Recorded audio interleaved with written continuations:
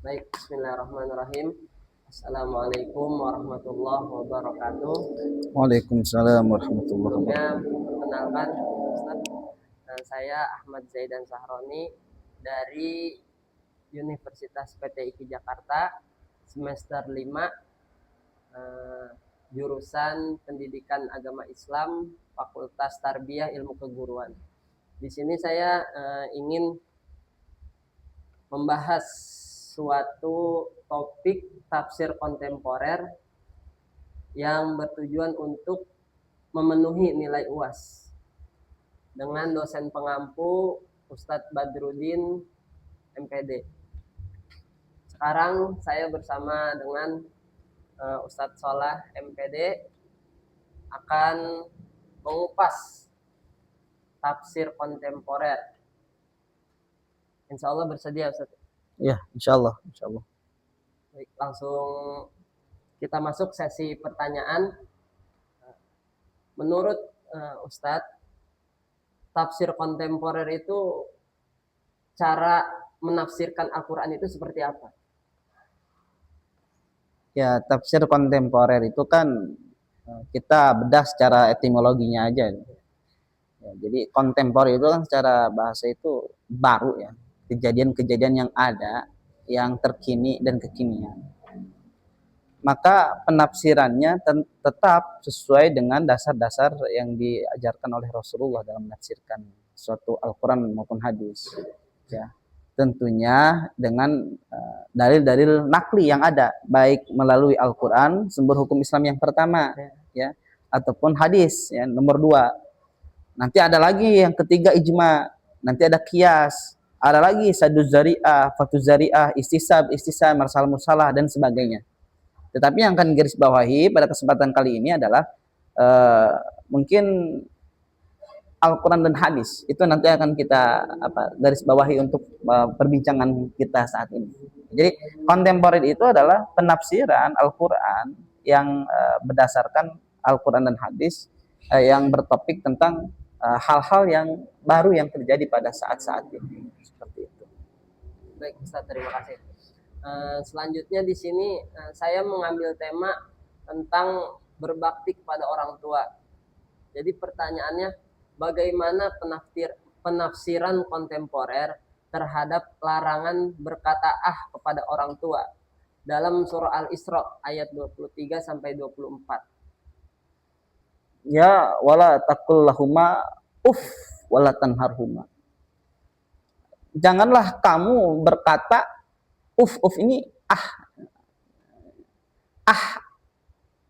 mengeluhkan saja kepada orang tua itu nggak boleh. Apalagi dengan hal-hal yang lain. Yang paling dasar, yang paling basic mengatakan males, nggak mau. Bahkan secara tekstual nggak maunya dihilangkan hanya saja, itu nggak boleh. Kenapa sampai segitunya? Karena memang kita itu harus bersyukur dilahirkan ke alam dunia ini lewat rahim orang tua kita. Maka kita harus menjadi anak yang berbakti kepada orang tua, disebut dengan birrul walidain. Ya, konteks daripada perkembangan zaman saat ini, ya, tentang kontemporer masalah ini bagaimana? Ya tentu bukan hanya saja, tetapi misalkan kalau kita di WhatsApp, di chat sama orang tua, memakai emotikon yang konotasinya negatif itu sama aja dengan kita kan bisa mencerna mana saja yang emot-emot chat WhatsApp yang negatif dan positif. Kalau senyum kan itu positif, iya mama. Apalagi kalau lope, wah itu birrul walidain. Secara kontemporer itu dalam persoalan tekstual. Ya. Tetapi sebaliknya, ketika kita memasang emotikon yang jelek, yang muka masam, yang cemberut, wah itu adalah bentuk daripada kiasan zaman dulu dengan yang sekarang, bentuk digitalisasi mungkin seperti itu ya. Ya itu yang menjadi sebuah fenomena saat ini ya, bahwa chat WhatsApp pun bisa kita kendalikan ya sesuai dengan arah entah itu positif atau negatif terhadap orang yang ngechat itu seperti itu. Baik, Ustaz. pertanyaan selanjutnya ini tentang keadaan orang tua di zaman sekarang yang banyak bersikap toksik atau tidak menjalankan tanggung jawabnya dengan baik.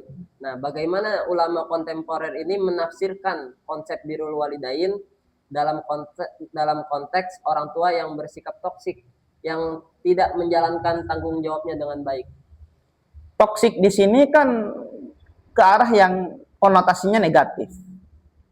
Toksik di sini kan bisa orang tuanya pemarah, apalagi tidak tanggung jawab, apalagi ya tidak mendidik anak berdasarkan undang-undang ataupun berdasarkan syariat yang diajarkan oleh Kanjeng Nabi Muhammad. Ataupun toksik di sini hal-hal yang negatif lainnya. Bagaimana pandangan kita sebagai seorang anak dan apa yang harus kita lakukan ketika memang orang tua seperti itu? Yang pertama, kita harus tetap birrul walidain, ya, tetap itu. Namun kita pun ketika orang tua tidak bertanggung jawab, maka di masa depan ketika kita sudah sanggup untuk menempuh hidup, ya kita bisa memilih dengan tujuan yang telah kita cita-citakan. Kalau memang orang tua kita masih tidak bertanggung jawab. Artinya ketika ada titah ataupun perintah-perintah yang melanggar syariat, karena lantaran orang tua toksik, ya kita harus tolak dengan cara yang lembut, yang halus. Tidak serta-merta kita sampaikan tidak boleh, haram. Kita sampai menyentak-nyentak. Itu betul ya yang kita sampaikan, tetapi secara adab salah, ya, secara tata krama salah, secara akhlak dari seorang anak kepada orang tua salah. Artinya ketika orang tua toksik, tetap kita sebagai seorang harus birrul walidain dan kita menjelaskan secara lemah lembut kepada orang tua. Menurut Islam seperti ini loh, menurut syariat seperti ini loh, sejatinya seperti ini loh. Nah, tatkala orang tua masih kekeh seperti itu, tidak ada perubahan, maka hak kita untuk bisa memilih tujuan hidup kita sejatinya seperti apa, seperti itu. Pertanyaan terakhir, Ustaz.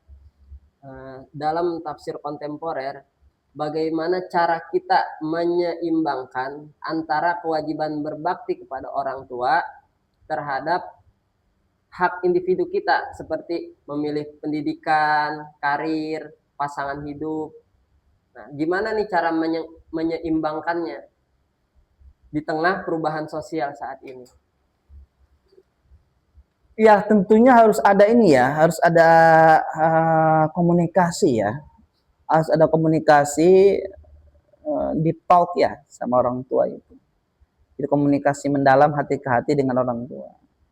Juga ada pandangan terbuka terhadap apa yang kita inginkan dari orang tua, dari keluarga. Itu kita musyawarah. Fa bima rahmatin minallahi lintalahu. Walau kunta fadlan ghalidhal qalbi lam faddu min hawlik. Fa'fu anhum wastaghfir lahum wa syawirhum fil amr.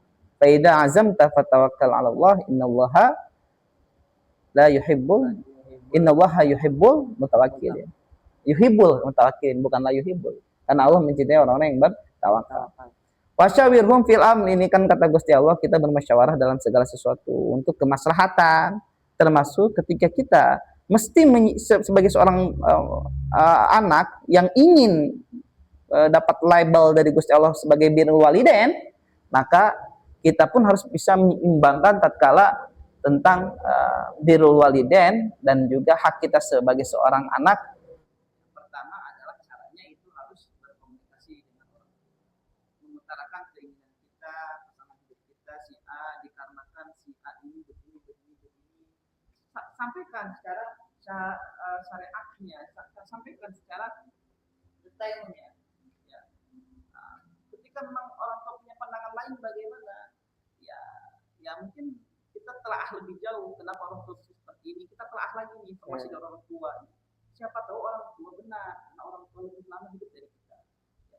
Tatkala orang tua tetap salah dengan halnya seperti itu, ya kita caranya sampaikannya dengan lembut juga kepada orang tua. Maaf, ya pandangan ini seperti ini.